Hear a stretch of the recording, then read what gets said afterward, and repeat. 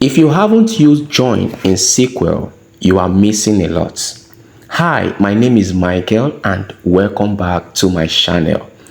Join is one of those SQL concepts that looks simple but changes everything once you understand it. So today I'm going to show you how SQL join works using a simple customers and sales data sets. So if you are a complete beginner, don't worry. I will break everything down step by step for you. So here is the database we're going to be working with, the practice join database. Let's click on it, and inside the database we see that we have the customer table and the sales table. So before we write any SQL, we must understand our data set. So quickly, let's see the customer table. So select all. Let's select all from the customers table.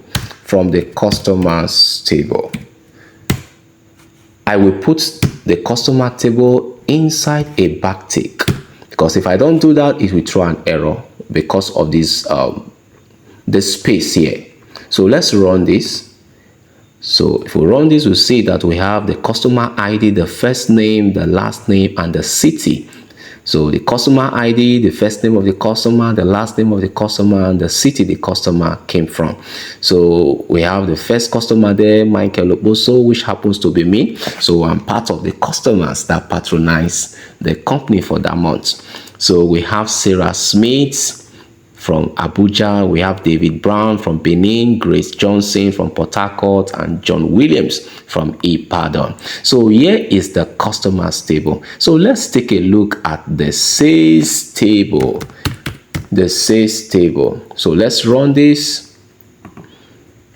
So if we run this, we see that we have the sales ID, the customer ID, the product, and the amount. Yes.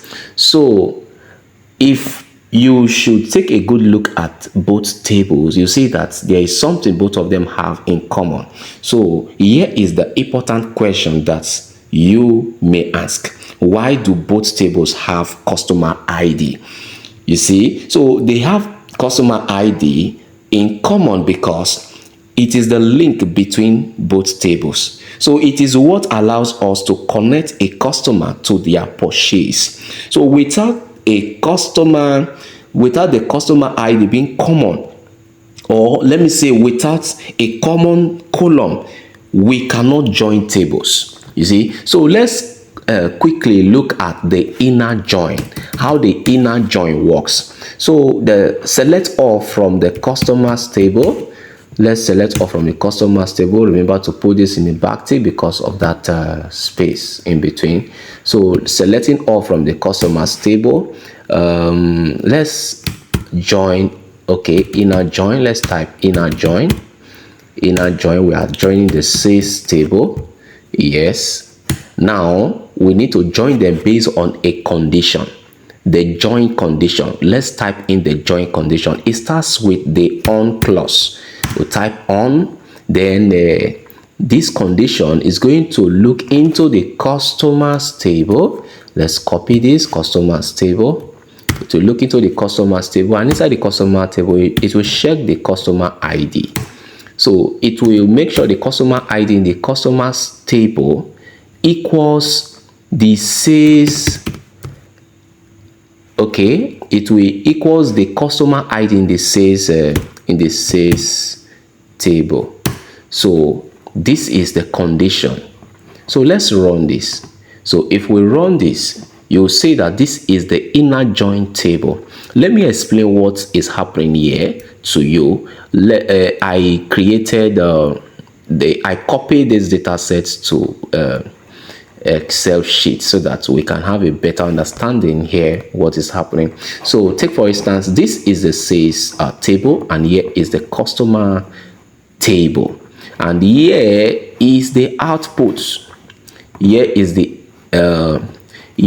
inner join table that we got as we saw in 𝗦SQL workbench. So here what is happening here is that in inner join will join both tables. It will join the sales table and the customer table, join it here. it will join it here. Now the condition with which it will join it is that the customer ID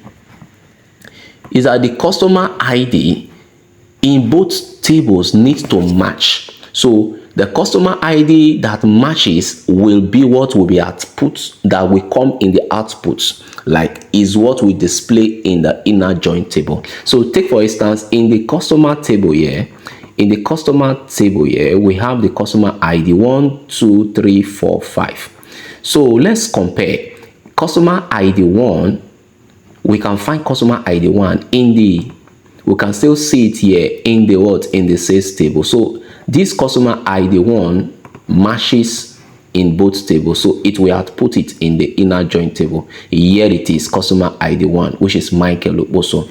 Now it will move to the next row, customer ID 2. Do we have that here? Yes, it will output it, Sarah Smith. It will output it here.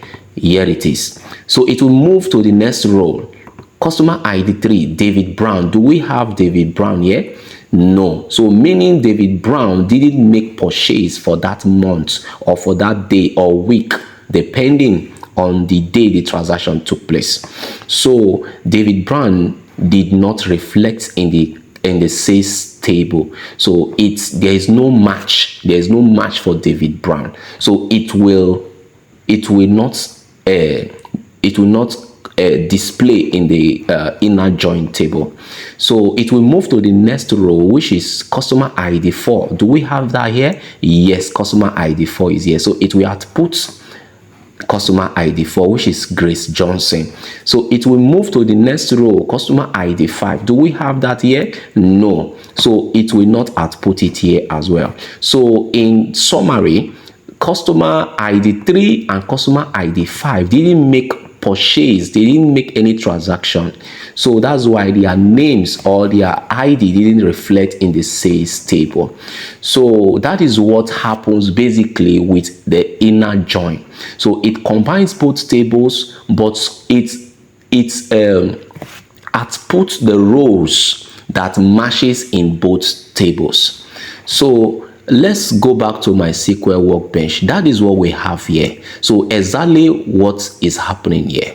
So we have customer ID 1, 2, 1, 2, 2, 4, and 1. So there is no 5, there is no 3 here. So in order to make our code cleaner as well, because the code looks a bit lengthier, to make the query shorter, or to remove confusion or improve readability, or to make the report cleaner, we can use the alias. Yes, we can use alias. So instead of writing the entire column, we can name here as C. Then we can also name here, this is the alias, we can name here as X, such that instead of typing this whole thing here, okay, instead of typing this, what am I doing? Instead of typing, oh, forgive me. So instead of typing this whole thing here, we can just put the C, yes.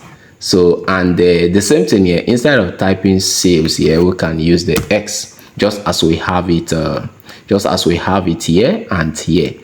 So if we should run this, we have the same thing. Yes, we have the same thing. And you can as well remove the X, the X word. You can remove it and it will still work fine. All these makes our query shorter and easy to read. So this is all about the inner join, and that is how it works in SQL. Thank you guys. See you in the next one.